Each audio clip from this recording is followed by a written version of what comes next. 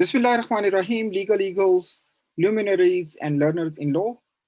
Welcome to our session. My name is Zubair Abbasi and I represent the Global Institute of Law, Oxford. Today, we have with us Mr. Dilawar Khan, who will talk about Afghan refugees in Pakistan. Mr. Khan is the founder and executive director of Center for Learning Law and Business.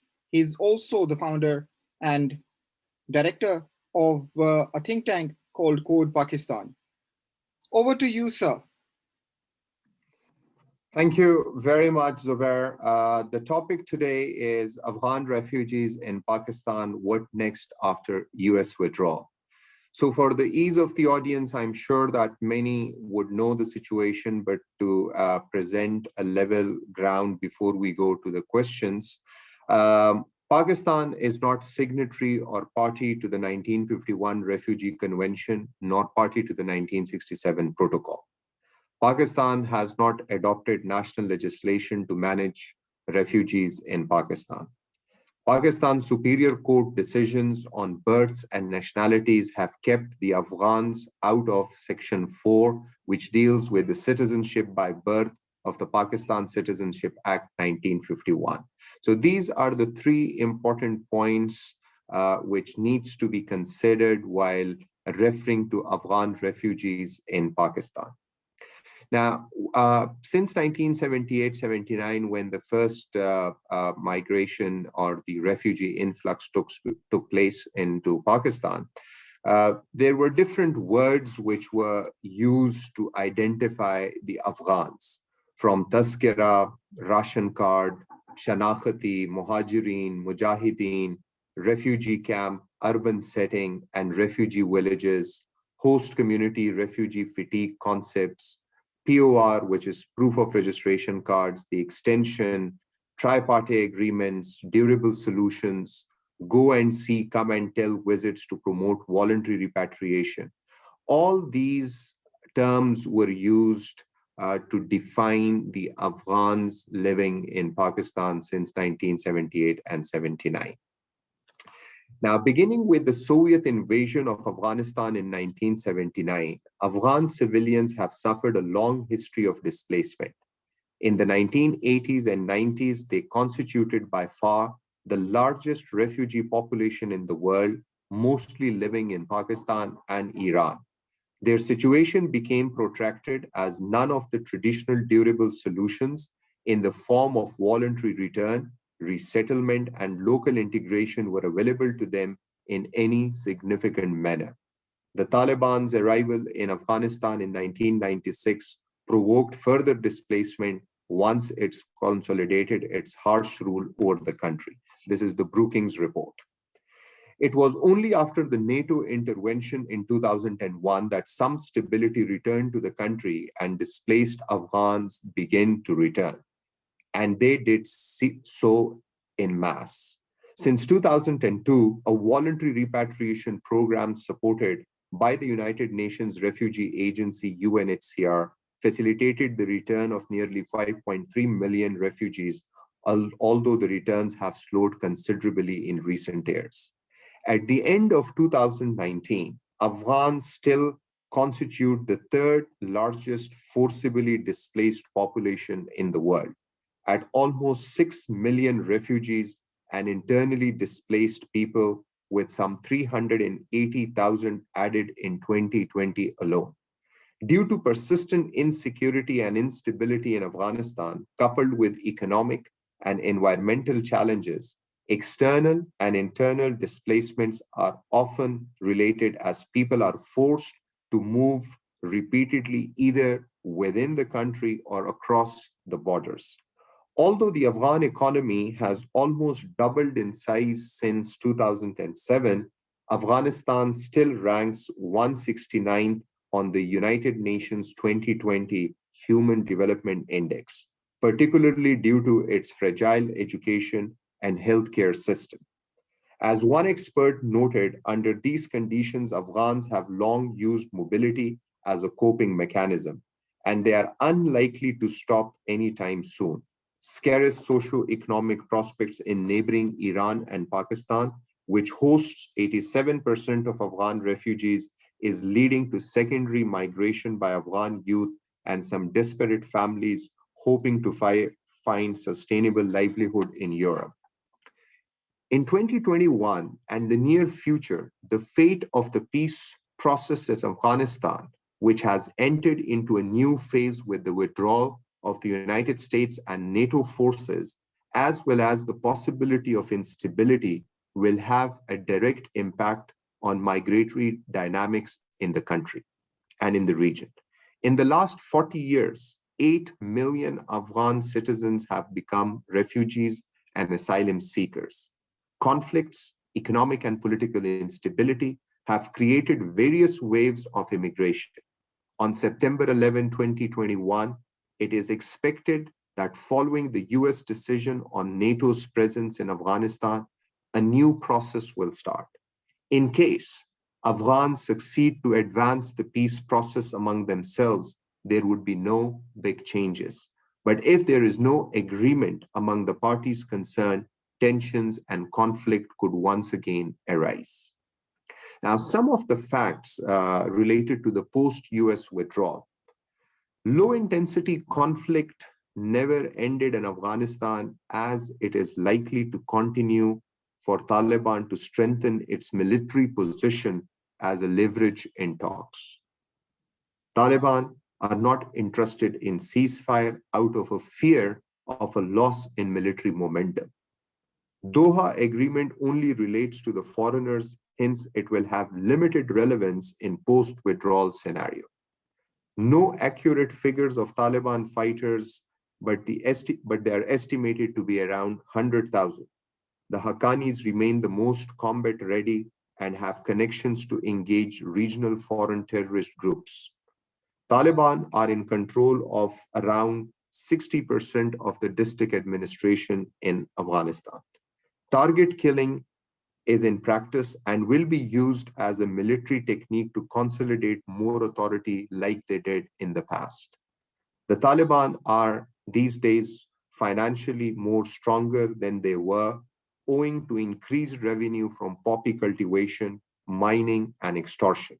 One such example is the increased seizure of Afghan heroin between 2019 and 20 in Azerbaijan, as reported in the UNSC Sanctions Committee report, June 2021. And lastly, Taliban stand more refined in terms of tactics and technology. In all these 20 years, the Taliban continued to maintain their identity. Hence, the main characteristic of the Taliban regime in Afghanistan is not likely to change. However, some scholars and analysts hope to have less harsh Taliban regime this time. Now, fallouts of facts. Most likely, the non-Pashtun refugees will seek asylum in neighboring countries and elsewhere. Those more liberal or influential Pashtun will also prefer migration. We are not sure how the Taliban push from the southern and the eastern provinces bordering Pakistan will affect migration patterns of asylum-seeking Afghans. Afghanistan provinces bordering Pakistan under a strong influence of the Taliban, which may complicate the movement of asylum seekers from the newly captured provinces towards Pakistan. According to the Reuters, all sides recognize that a hurried pullout could spark a new civil war that destabilizes the region.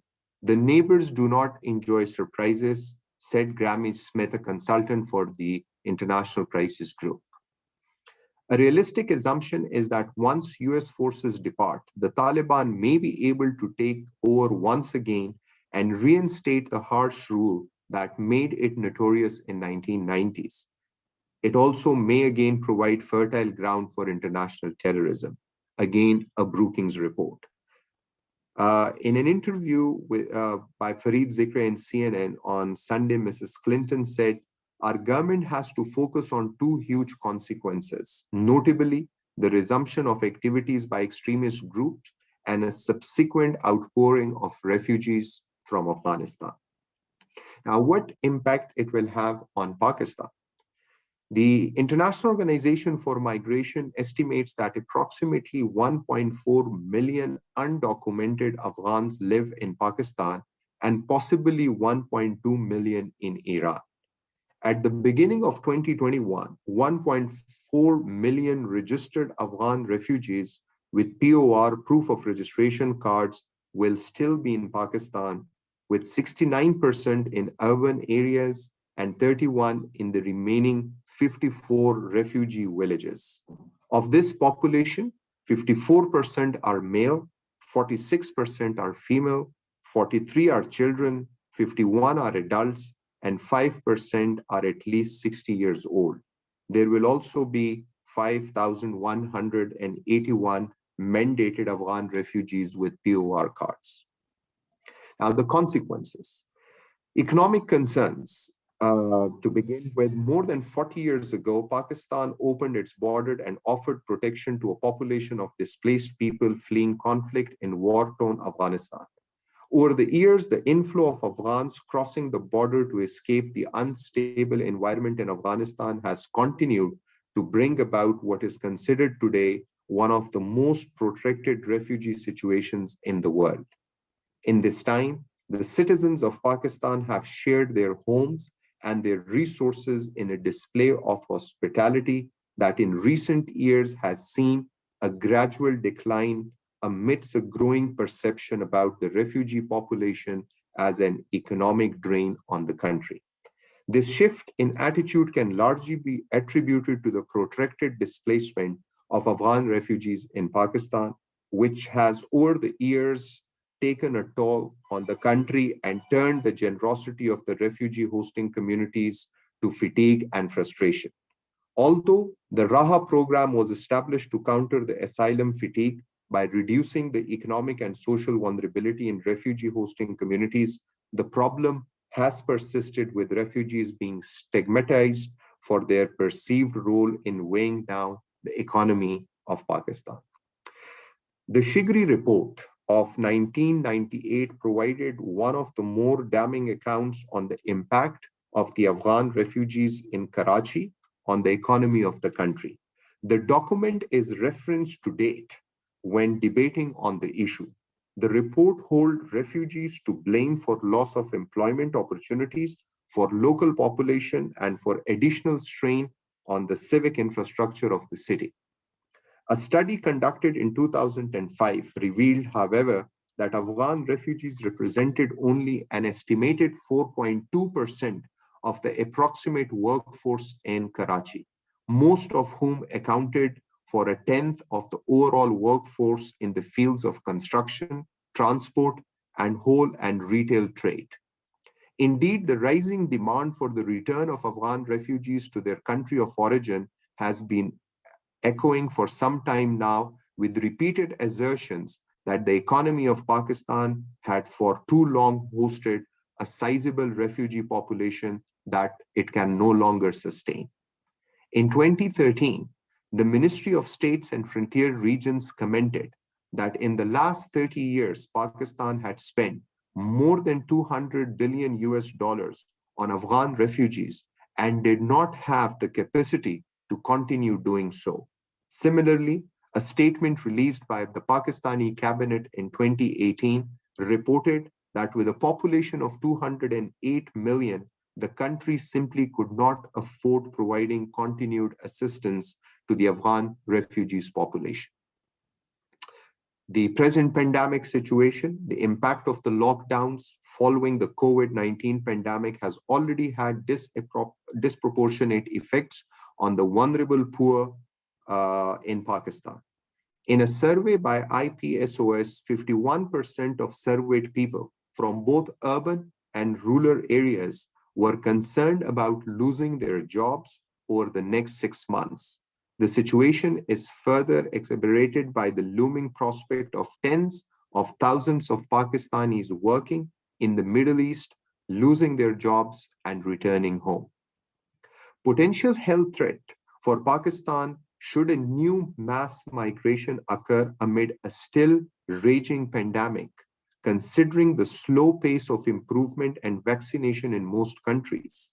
In Afghanistan, For starters, the ongoing conflict, a weak healthcare system, an insistence on tradition, and a general lack of reliable public information has left most Afghans simply denying the reality of the coronavirus. While a vaccination campaign has begun, the health ministry hopes to reach only 20% of the population by the end of this year. Security. It is possible that the likely inflow of Afghan refugees in the coming months will complicate Pakistan's domestic politics. Political parties, including the Pashtun Tahaffuz Movement, PTM, which are critical of military's counterterrorism approach in the tribal areas, are likely to oppose any efforts to prohibit Afghan refugees from entering Pakistan. They could very well use the issue of Pashtun Afghan refugees to revive their political base and to target the military for its controversial policy across the frontier region. The inflow of refugees is expected to undermine Pakistan's counterterrorism efforts, particularly in the tribal region. An Afghan national was found to be involved in an attack last month in Lahore, the capital of Pakistan's Punjab province. This has given credence to the voices calling for the repatriation of Afghan refugees from Pakistan and could result in the closure of the border along the Durand line if another refugee crisis erupt. This is the report from the diplomat in this month, 2021. If the Taliban increases its military footprint on the ground, its prowess may further embolden Pakistani militants. A retired general said, the space for the Taliban natural allies, Pashtun militants and Sunni sectarian outfits is already expanding in Afghanistan. Those risks would increase even further if Kabul were to fall to Taliban. A former senior counterterrorism official likewise warned, Pakistani sectarian and other militants will be the ultimate beneficiaries of Taliban state capture. Instead of Pakistan being a strategic asset, the Taliban will become a strategic threat to Pakistan. Pakistan's civilian and military leaders are particularly concerned about the Taliban's apparent insistence on replacing the post-born Republican order, including the 2004 constitution, with governance based on Sharia informed by their Deobandi ideology. They believe that the imposition in Afghanistan of Sunni Hanafi Islamic jurisprudence as a state law, including for the minority Afghan Shia population, could encourage Islamists to renew demands for similar laws at home, fueling sectarian tensions in a country that has the second largest Shia population in the world after Iran. Sectarian Pakistani Sunnis could feel empowered by the Taliban's return to the power and might even seek the movement's backing as they have in the past. An escalation of Afghanistan's civil war could also destabilize Pakistan's tribal belt. Militants from the Tehreek-e-Taliban Pakistan, formed in 2007 from various militant factions with the goal of overthrowing the Pakistani government, are already regrouping in border areas. The former federally administered tribal areas in the country's northwest and adjacent regions of Balochistan to the south, militant attacks in the tribal belt, including several launched from across the Afghan border, have killed scores of security personnel only in 2021. It's again an international crisis group report. Bilateral relations, Pakistan, which was already working to fence the border frontier with Afghanistan and deploy around 50,000 strong paramilitary force along the border, is preparing for a fresh influx of refugees in the event of disorder. Camps will be set up near the border to manage a fresh wave of Afghan refugees, and illegal migrants and Afghans will not be allowed to set up illegal homes in Pakistan, stated by an official claiming the condition of enormity. Again, the Reuters report. Pakistan efforts to fence the contested border with Afghanistan could affect bilateral relations. According to Pakistani military, the fence construction, which began in 2017, is aimed at preventing cross-border movement of terrorists, as are the 843 planned frontier posts which it insists are inside Pakistan's territory. Yet Pakistani and Afghan forces have clashed over contested posts in the former FATA and other Khyber Pakhtunkhwa regions adjacent to the Afghan border.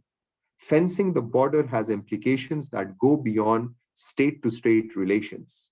Pakistan has long demanded that around 1.4 million registered Afghan refugees and close to another million Afghan citizens go back to their homeland, citing their presence as both an economic burden and a security threat. Should Afghanistan enter into another, potentially more lethal phase of war, hundreds of thousands of Afghans could again seek shelter in Pakistan. Should Pakistan attempt to forcibly prevent such an influx, the human costs aside, it would anger anti Taliban Afghan factions and alienate Pashtuns living along the border. A senior Pashtun politician warned if the military believes that putting up walls will keep refugees at bay, it should understand that those walls will fall. Again, an International Crisis Group's report. International relations. Pakistan's stakes in stable Afghanistan have never been higher as violence escalates in that country, and the peace process set in train in September 2020 remains largely deadlocked. Islamabad has been trying to persuade its Afghan Taliban allies to opt for a peacefully negotiated political settlement. Its failure in that endeavor would strain its ties with Washington and Kabul. Further instability or Taliban gains in Afghanistan could embolden Pakistani militants aligned with their Afghan counterparts, deepening insecurity in Pakistan, especially in the tribal areas along the Afghan border. Violence in Afghanistan would spill over into Pakistan, destabilizing its conflict prone western borders as Taliban gains empower the Afghan insurgents, Pakistani Deobandi militant allies.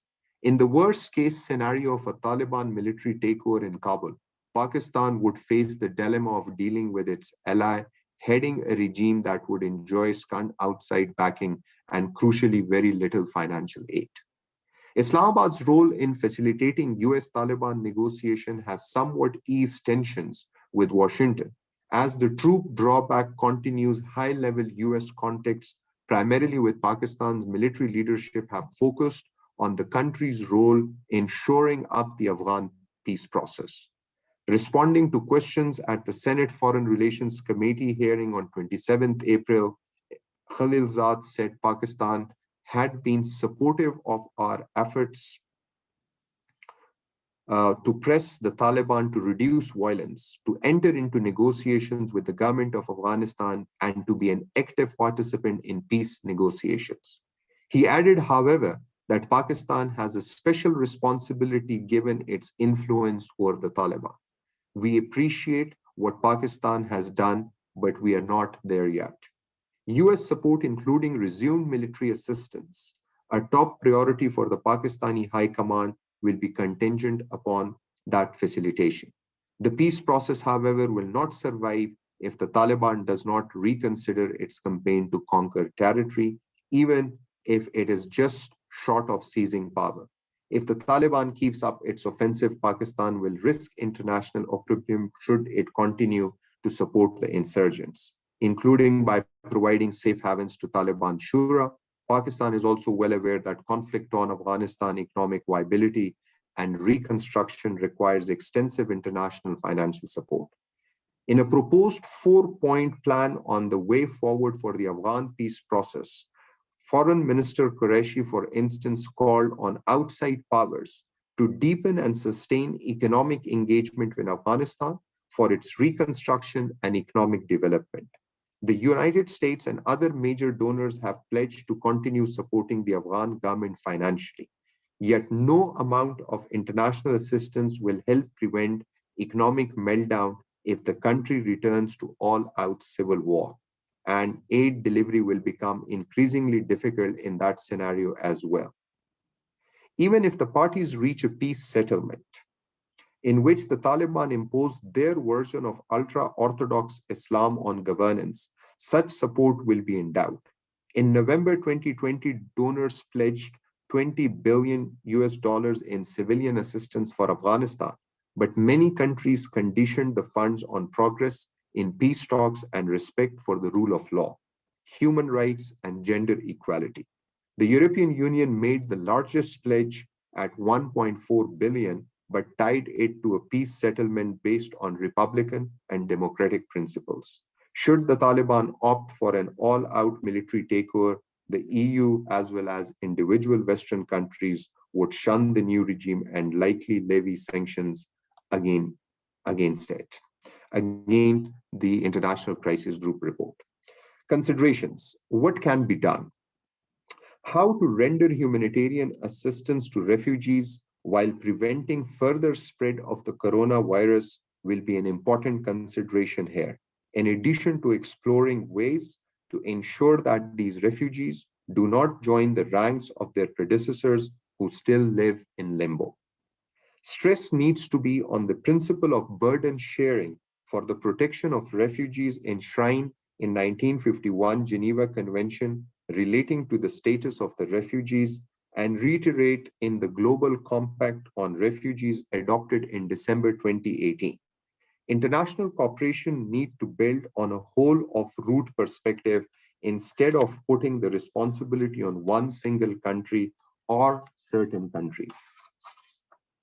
Lastly, Islamabad should reach out to Kabul to reduce mistrust, using the access and leverage provided by the Taliban leadership sanctuaries on its territory. Pakistan should press the insurgent to reduce violence and negotiate a compromise on power sharing arrangements with other Afghan stakeholders. Weeks into the start of 2020 peace talks, a former Pakistani ambassador to Kabul said, Pakistan has to dissuade the Taliban from refusing to compromise. We have to make them realize they can overplay the military hand. The prospects for talks leading to a political settlement have since declined as foreign troops depart and the Taliban seem to gain confidence in their ability to defeat the Afghan security forces on the battlefield. Yet Pakistan retains influence with and a leverage over the Taliban, which, if used wisely, could prevent the Afghan conflict from escalating to the point of no return. It is in Pakistan's interest to do so. Pakistan's ties to Taliban are certainly far closer, and hence its ability to influence the outfit greater than any other regional or extra-regional actor. Top Taliban negotiators have as frequently consulted Pakistani officials on the peace talks as they have their Pakistan-based leadership. The Taliban's Shura continue presence gives Pakistan policymakers a unique opportunities to direct access to the leadership. They cannot dictate the Shura's decision. However, they can certainly help to shape them.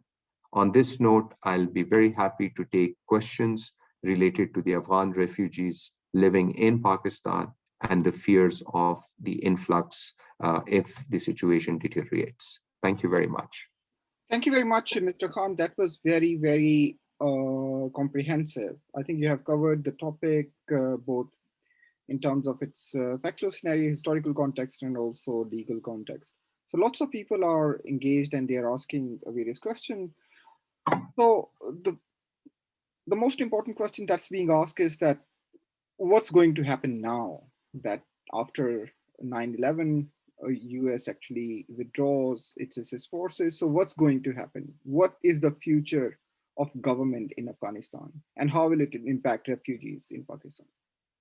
Well, in the last 40 years, if we look at the situation of Afghanistan, there were periodic influx of refugees coming to Pakistan, Iran, and then to the rest of the world as well, but predominantly Pakistan and Iran. So if I restrict my answer to Pakistan, so this won't be the first time that Pakistan will be seeing the Afghan refugees coming to Pakistan.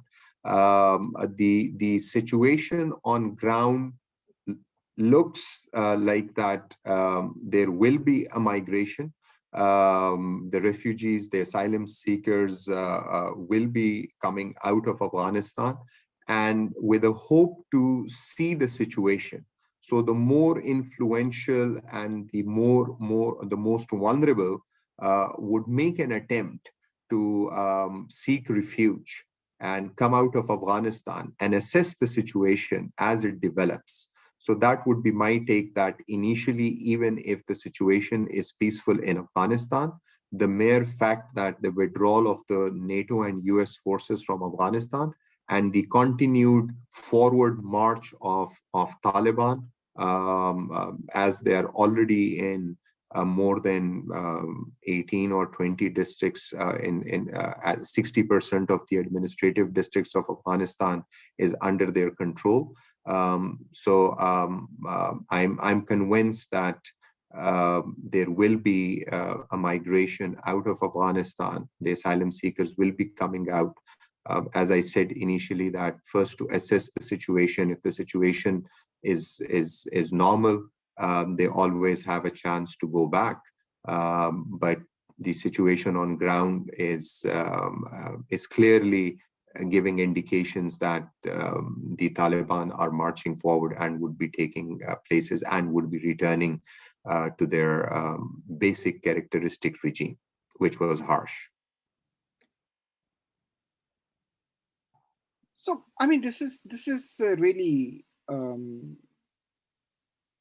not an ideal situation, as you have mentioned, that the affluent have either already left or are in the process of leaving Afghanistan. So whoever would be left would be people who can't actually afford leaving the country for the time being. That's very unfortunate, and that's a very pet phenomena when it comes to even internally displaced people. In any displacement, uh, the people who go out first are either the most influential, or the rich, or those who are with a clear fear of being persecuted. So if we look at the analysis, that if Afghanistan remained under the administrative influence of Taliban in in some of the areas, so people are still living there. So I don't see them leaving the country, because they have abided by the laws, and I don't see big problem for them in living under the Taliban regime. But of course, the initially, those who are in power, those who have a political significance, those who have ethnic linkages, connections, so they will become vulnerable, and they would prefer to leave. And as I said, not to leave forever, but they would leave to assess the situation, because the situation on ground is not certain, and nobody can really categorically state that what is going to happen in next 6 to 8 months. This is quite interesting. I think you have hinted at that what is the composition of refugees. So you have given us some numbers. So can you please enlighten us about who actually refugees are? So you have given us what's their composition in terms of gender, in terms of age. So there are children. So who is basically, who are these refugees? What's the human identity of these people? Okay, so this is under the international law. Of course, there is a specific definition of who the refugee is, with a fear of being persecuted based on race, religion, nationality, political affiliation, and ethnicity. So that's and with a fear of being persecuted, and the host government cannot provide them protection. So if they leave their country of origin and step into another country, so by far, if that standard is met, then they can be categorized as refugees. But in Pakistani scenario, one thing is very important, that case-to-case refugee determination was not done back in 1978 and 79. So a massive refugee influx, or refugee in mass, so which means that all the Afghans coming to Pakistan in that period were prima facie considered refugees. So they were refugees, and they were in the refugee camps, mostly in Balochistan and in the northwest, which is Khyber Pakhtunkhwa.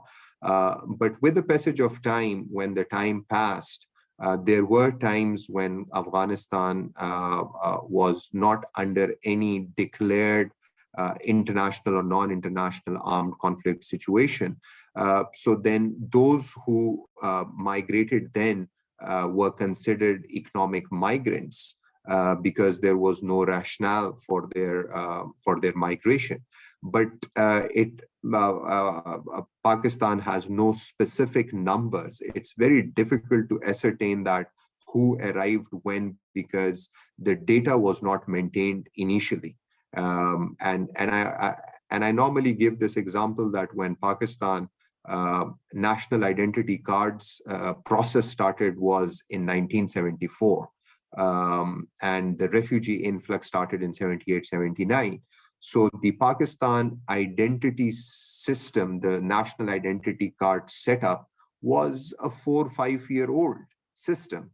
So definitely it was exploited and it was used in favor of non-Pakistanis making their ID cards. And this process was only formalized around 2007 when the National Database Registration Authority was made more functional and was more updated. And then you may have heard that in Pakistan, a lot of fake ID card issue was raised, and most of the fake ID card issues was attributed to those Afghan refugees who used influence or used money to get their national identity cards. So in Pakistan, the question of who is a refugee, so technically those after 2007 who have obtained the proof of registration cards, which means this was a process started with the assistance of UNHCR and the government of Pakistan. They registered the Afghan refugees and provided them with a proof of registration card, which normally is called POR. So anybody who is in possession of POR is considered a refugee in Pakistan. Alongside those mandated, UNHCR mandated Afghan refugees who have a UNHCR card. So these are the crystal clear definitions of who Afghan refugees are in Pakistan, those who have the POR card. Now, a couple of years ago, Pakistan, in 2017, there was a cabinet decision in February 2017, which agreed on 5 points, 4 or 5 points. One was more effective border management. Another was adoption of a legal legislation to manage Afghan refugees. Another was a flexible visa regime. And the fourth one was documenting the undocumented Afghans. So since the undocumented Afghans nationals were falling outside the UNHCR mandate, so IOM stepped in and they assisted the government of Pakistan and the government of Afghanistan in issuing around 0.8 million Afghan citizenship cards, ACCs. And the purpose of ACC was to encourage those Afghans who are still undocumented in Pakistan, and they were posing a security threat because the security agencies wanted to know who is living on the soil. So this was an effort to encourage those who have no documentation, to encourage them to bring into a legal regime so that at least they have an identity. And based on that identity, the two governments and UNHCR proposed that once the ACCs are issued, the Afghan government will issue the passports to those who are in possession of ACCs. And if they want to come back to Pakistan, they will come under a visa.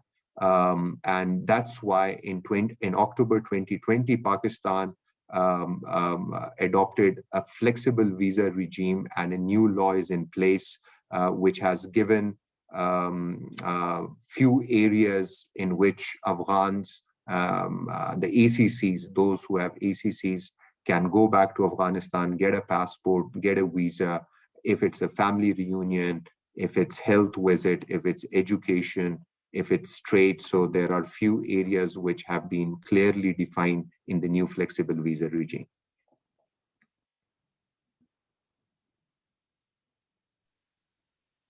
This is great Dilawar, there are so many questions, but I think we are running short of time. I just want to ask you one last question. What is your view about the current situation in Afghanistan? Are we going back to 90s, so where there would be civil war and the same refugees crisis, or do you think that this time things would be different? Well, one needs to be brave enough to predict about the Afghanistan situation. I can give my opinion, and I hope that I'm proved wrong. Taliban, for all these long years, will celebrate the withdrawal of the US and would certainly the narrative that they would build around the withdrawal is that the Taliban have won the 20 years long war. So that's going to be the narrative. That's going to encourage a lot of other militant groups in the region, and Taliban would like to have a bigger banner than they had last time. This time, their resume will have the highlight of that they defeated one of the most strongest army in the world. So that will be their narrative. And the locals would believe it. The problem is whether it's right or wrong. That's a debate for scholars, and that's a debate for policymakers. I personally don't believe in this narrative, but this narrative has a selling edge. So that will make their narrative much bigger than the last time. Secondly, the Taliban revenue from poppy, from extortion, from different sources have multiplied. So now they have access to funds as well, which makes them again more powerful than they were in the last regime.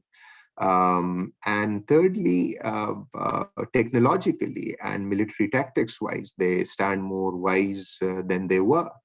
So all these three indicators, and especially their presence from Helmand, Kandahar, Paktia, Patika, Khost, Kunar, and even till Badakhshan, their presence is there.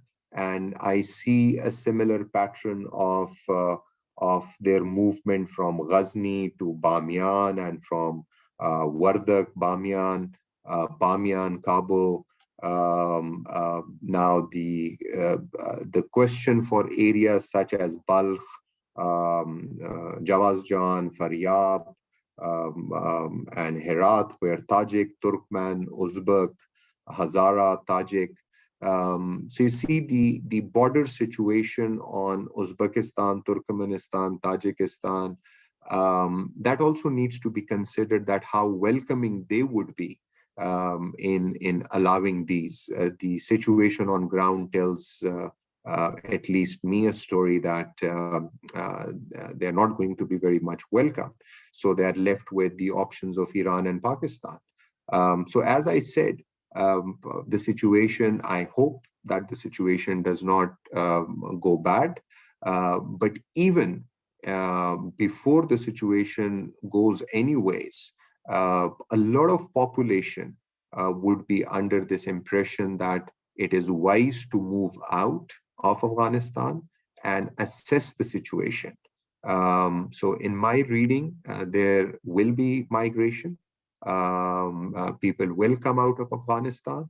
And if the situation or the negotiations for working with the other stakeholders in Afghanistan fail, then the situation would be very difficult than it was back in 1990s. So that is my take, that Taliban would not give up on attacks, because that's a military tactic, and that will be the leverage that they will use for their talks.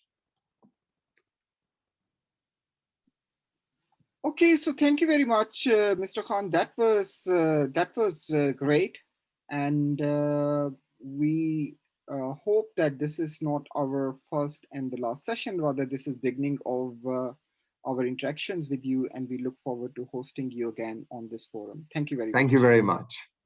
Have a good day. You too.